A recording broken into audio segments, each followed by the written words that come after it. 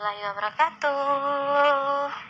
Tapi sebelumnya, tetap jangan lupa like, comment, share, and subscribe ke akun YouTube aku ya. Brian menatap sendu ke arah dua bongkah batu nisan bertuliskan nama dua wanita yang sangat dia kasihi. Tangannya terulur mengusap ukiran nama putri kecilnya yang belum sempat ia lihat setelah lahir ke dunia. Eleanor Young. Itu adalah nama yang selalu disebutkan oleh Sandara di setiap malam menjelang tidur. Meski putrinya sudah tiada, Brian tetap menggunakan nama ini untuk menandai makamnya. Dia tidak mau istrinya kecewa jika tidak menyematkan nama indah itu di sini. Helea, apa kabarmu di sana, nak? Kau dan ibumu baik-baik saja, kan? Ayah sangat merindukan kalian berdua, ucap Brian dengan suara serak menahan tangis. Angin sepoi-sepoi membuat suasana semakin sunyi saat Brian melepaskan kerinduan pada makam istri dan anaknya. Di sebelahnya ada satu keranjang bunga yang sudah kosong. Sandara, aku merindukanmu. Hari-hariku begitu tersiksa setiap kali aku tersadar kalau kau sudah tidak ada lagi di dunia ini. Sudah 19 tahun berlalu, tapi aku selalu merasa kalau baru kemarin kita menangis bahagia saat mengetahui ada malaikat kecil yang akan segera hadir di tengah-tengah cinta kita. Tapi kenapa kau malah pergi meninggalkan aku? Tidakkah kau ingat janji kita yang akan membesarkan Elea bersama-sama? Sandara, aku sangat rindu pada kalian. Sangat-sangat rindu. Air mata Brian akhirnya menetes keluar. Dia tak kuasa menahan kerinduan yang begitu mendalam pada mendiang anak dan istrinya yang telah lama tiada. Sandara adalah sesosok gadis sederhana yang begitu cantik. Dia seorang yatim piatu saat Brian pertama kali mengenalnya. Brian dibuat jatuh cinta oleh kepolosan dan kebaikan Sandara hingga memutuskan untuk mendekatinya.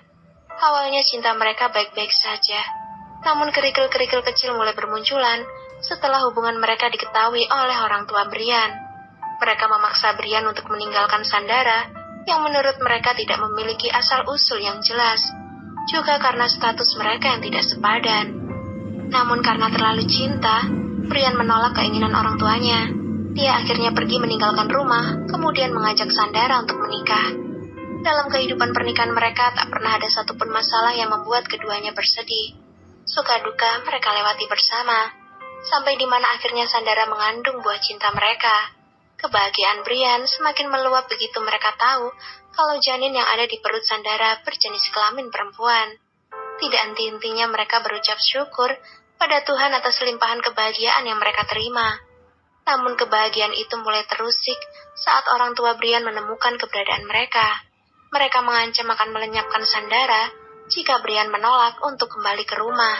Khawatir kalau orang tuanya akan benar-benar melakukan ancaman tersebut, Brian akhirnya bersedia pulang dengan syarat membawa serta istrinya.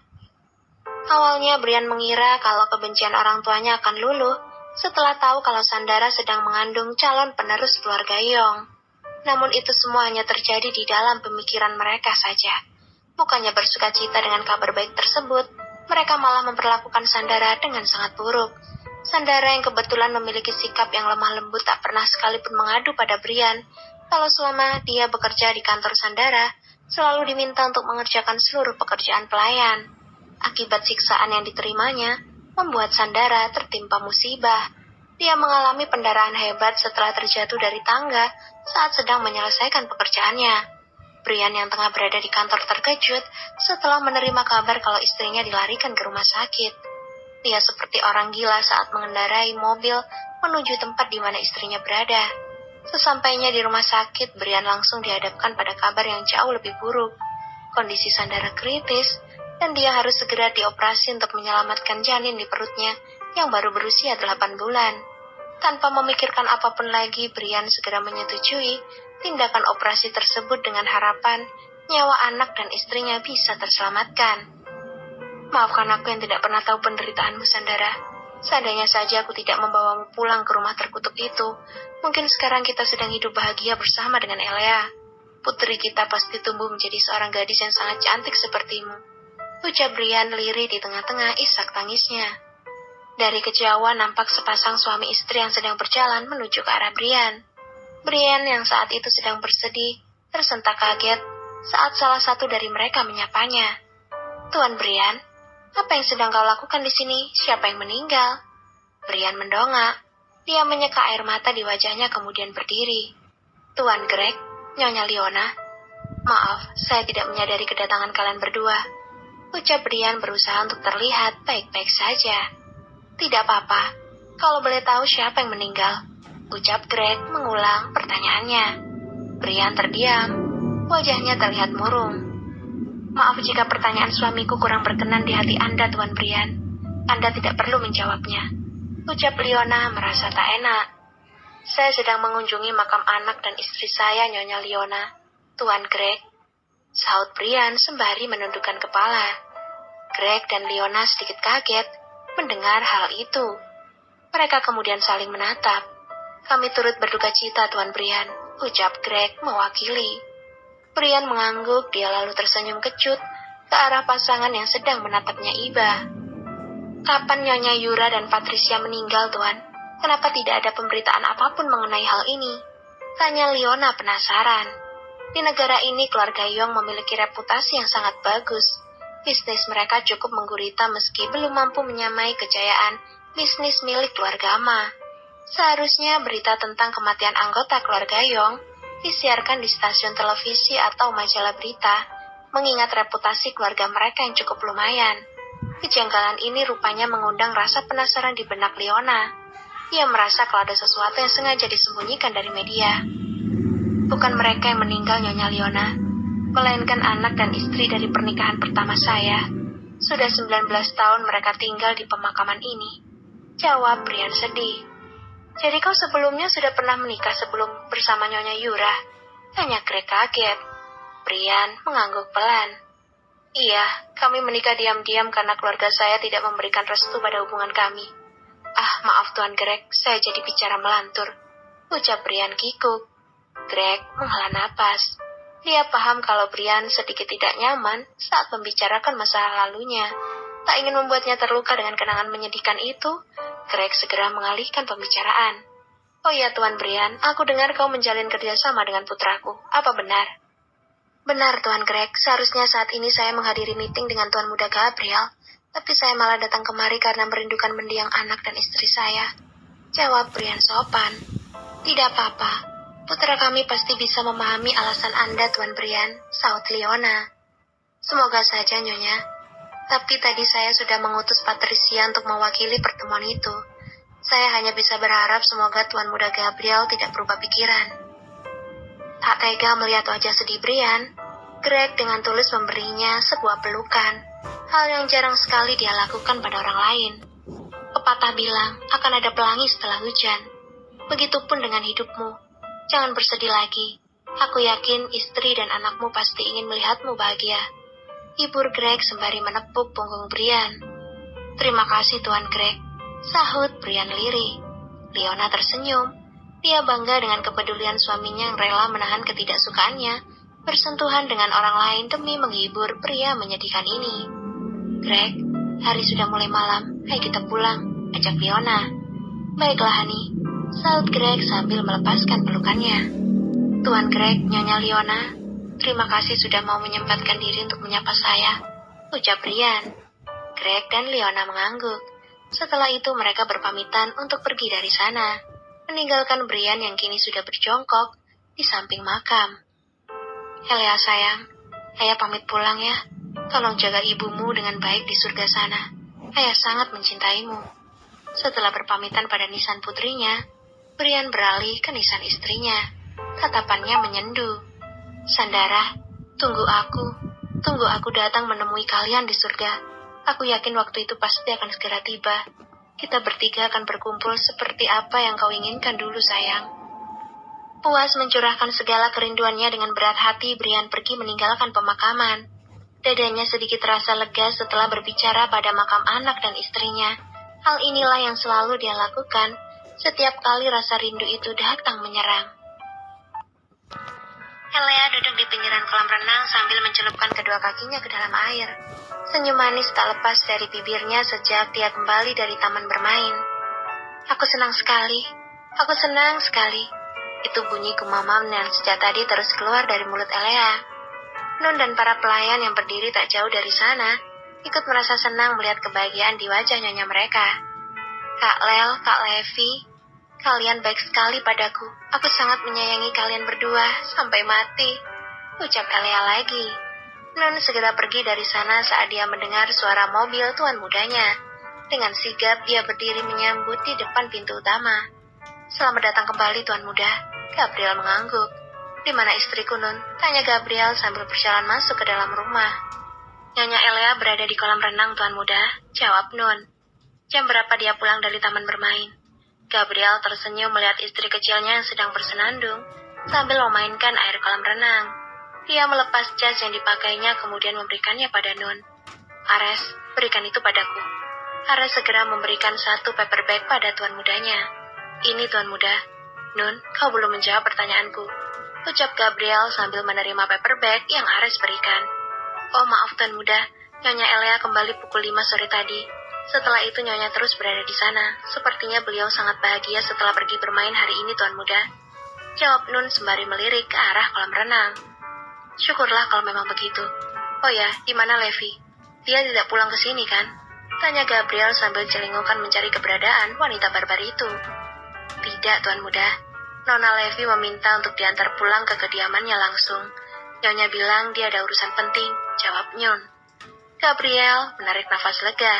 Sekarang Elea akan berada di bawah kekuasaannya tanpa harus lelah berdebat dengan Levi. Baguslah kalau dia tidak menginap di sini. Nun mengangguk. Aku bahagia sekali. Semua orang menoleh ke arah kolam renang begitu mendengar perkataan Elea. Gabriel tersenyum, dia kemudian berjalan mendekat ke arah istrinya yang sedang tertawa sambil berkecimpung memainkan air dengan kakinya. Sepertinya istriku sedang sangat bahagia. Boleh tahu kenapa? Elea mendongak, dia tersenyum senang melihat kemunculan suaminya. Kak Lel, hari ini aku bahagia sekali. Tahu tidak kenapa? Ucap Elea balik bertanya. Astaga senyum itu. Kau berdiri di saat yang tidak tepat, Bung. Aku bisa gila. Gabriel seperti tersihir melihat senyum polos di bibir istrinya. Dia sampai lupa menjawab pertanyaan Elea karena sibuk bernegosiasi dengan juniornya yang mulai mengamuk. Kak Lel, rengek Elea sambil mencubit kecil celana suaminya. Gabriel tergagap. Gairahnya semakin meluap melihat tingkah manja istrinya. Kenapa sayang? Tanya Gabriel sembari duduk di sebelah Elea. Hari ini aku sedang bahagia, Kak. Sangat-sangat bahagia, jawab Elea. Oh ya? Kenapa? Tanya Gabriel pura-pura tidak tahu. Rahasia, saut Elea dibarengi dengan cengiran khas yang membuat matanya menyipit. Jakun Gabriel bergerak naik turun dan juniornya semakin mengeras saat Elea tersenyum seperti itu. Takut tak bisa mengendalikan nafsunya, Gabriel segera mengalihkan pembicaraan. Dia lalu teringat dengan hadiah yang dibawanya. Sayang, aku punya hadiah untukmu. Hadiah? Beo Elea dengan wajah bingung. Gabriel mengangguk, dia lalu mengangkat paper bag di tangannya. Tapi ulang tahunku sudah lewat, Kak, ucap Elea heran. Tidak masalah sayang, kau istriku, jadi aku bisa memberikan hadiah kapanpun aku mau. Memangnya boleh seperti itu ya, Kak? Tentu saja boleh. Ayo cepat duduk di sini. Kita akan membuka hadiah ini bersama-sama, ucap Gabriel sambil menepuk pahanya. Elea segera berpindah duduk di pangkuan suaminya. Dia terus menatap penasaran pada hadiah itu tanpa berani menyentuhnya. Bukalah. Sekarang, Kak? Tanya Elea sambil menatap wajah suaminya. Tahun depan, Elea, saut Gabriel usil. Oh, aku pikir sekarang. Gabriel terkekeh melihat kepolosan istrinya. Dia hanya ingin menggodanya saja, tapi Elea malah menanggapinya dengan serius. Aku hanya bercanda, sayang. Nah, sekarang cepat buka. Kita lihat hadiah apa yang ada dalam sini. Meskipun awalnya merasa ragu, Elea akhirnya mengambil paper bag di tangan Gabriel, kemudian menatapnya sejenak. Setelah itu dengan antusias dia membuka hadiahnya. Wah, ponsel! Teriak Elea heboh. Gabriel tertawa. Dengan gemas dia menciumi rambut istrinya yang sedang sibuk membuka kotak ponsel pemberiannya. Suka tidak? Tanya Gabriel ingin tahu. Elea tak langsung menjawab pertanyaan Gabriel. Dia malah asik menyentuh layar ponsel itu sambil mengeluarkan celetukan-celetukan nyeleneh yang membuat Gabriel tak bisa berhenti tertawa. Oh, lihat Kak Lel, gambarnya terus berganti jika disentuh. Astaga, ini sangat menakjubkan. Ponsel ini sangat hebat. Mau tahu yang lebih hebat lagi tidak? Tanya Gabriel gemas. Ada ya, Kak? Ucap Elea penasaran. Gabriel mengangguk, dia meraih tangan Elea kemudian menggerakkan satu jarinya untuk menyentuh ikon kamera. Dan apa yang dia lakukan membuat Elea berdecak kagum saat wajahnya muncul di layar ponsel. Kak, lihat, wajah kita ada di dalam sini, ucap Elea takjub. Tersenyum sayang, kita akan mengambil foto pertama dengan ponsel ini, saut Gabriel sambil mengarahkan kamera ke posisi yang tepat. Elea dengan patuh menunjukkan senyum terbaiknya di depan kamera. Dia diam tak peduli saat Gabriel mengambil pose mencium pipinya sebelum menekan tombol kamera. Setelah puas mengambil banyak foto, Gabriel memperlihatkan hasil jepretannya pada Elea. Dia merasa bangga karena pekerjaannya disambut tepuk tangan meriah dari istri kecilnya itu. Wah, hadiah darimu sangat luar biasa, Kak Lel. Ini pertama kalinya aku memiliki foto, celetuk Elea riang. Senyum di bibir Gabriel menghilang. Dia menatap sedih ke arah istrinya sedang sibuk mengagumi hasil foto mereka. Kenapa banyak sekali hal pertama yang baru kau rasakan, Elea? Aku yakin ponsel ini pasti juga menjadi yang pertama untukmu. Ya Tuhan, kenapa rasanya sedih sekali? Oh iya Kak Lel, tadi aku membeli hadiah untukmu saat di taman bermain, tapi hadiahnya tidak bagus, dan aku membelinya menggunakan uang milikmu. Itu bisa disebut hadiah bukan sih? Ucap Elea bingung sendiri. Hati Gabriel berbunga-bunga. Dia merasa sangat bahagia karena ternyata Elea masih ingat dengan dirinya saat sedang bersenang-senang dengan Levi. Elea, mulai saat ini uangku adalah uangmu juga. Sekarang cepat tunjukkan padaku di mana hadiahnya. Sambung Gabriel tak sebar. Hadiahnya ada di dalam kamar, Kak. Tunggu sebentar ya, akan aku ambilkan dulu. Saut Elea sembari beranjak dari pangkuan suaminya. Gabriel dengan cepat menarik tangan istrinya, kemudian ikut berdiri. Dia tersenyum melihat tatapan heran Elea. Kita ambil bersama saja. Sekalian aku ingin membersihkan diri sebelum makan malam. Kau juga pasti belum makan kan? Ucap Gabriel menjawab keheranan Elea. Oh, aku pikir kakak tidak mau menerima hadiah dariku.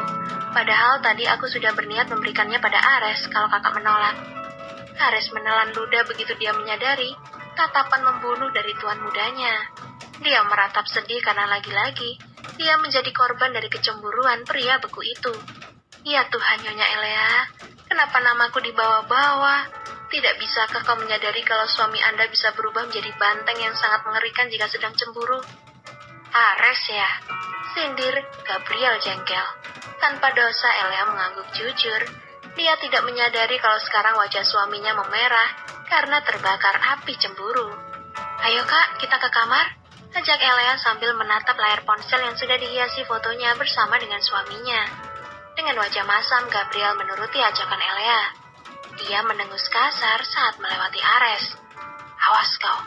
Terdengar helaan nafas pelan dari mulut Ares setelah dia mendengar bisikan penuh nada ancaman dari tuan mudanya. Dia kemudian melihat ke arah Nun dengan wajah memelas. Kenapa hanya namaku yang disebut oleh Nyonya Elea, Nun? Nun tersenyum kecil. Dia kemudian menyusul Towan dan nyonyanya yang sedang berjalan menuju lift. Nun, panggil Ares resah sambil berjalan di sebelahnya. Terima saja, mungkin itu adalah berkah dari Tuhan. Ledek Nun sambil menahan tawa. Berkah dari mananya, Nun? Jelas-jelas ini adalah undangan kematian. Memangnya tadi kau tidak lihat bagaimana tuan muda seperti ingin menelanku hidup-hidup, ah? Kesal Ares pelan. Nun dan Ares tak lagi berbicara saat mereka berada di dalam lift. Dalam kesunyian itu, Ares tidak berani melihat ke arah pria yang berada di depannya. Dia sadar betul kalau tuan mudanya sedang menahan diri untuk tidak membunuhnya gara-gara namanya disebut oleh Nyonya Elea. Nyonya Elea, Anda sangat luar biasa. Hanya dalam sekali sebut nyawa saya langsung berada di ujung tanduk. Tuhan, tolong lindungi aku dari amukan banteng pencemburu ini.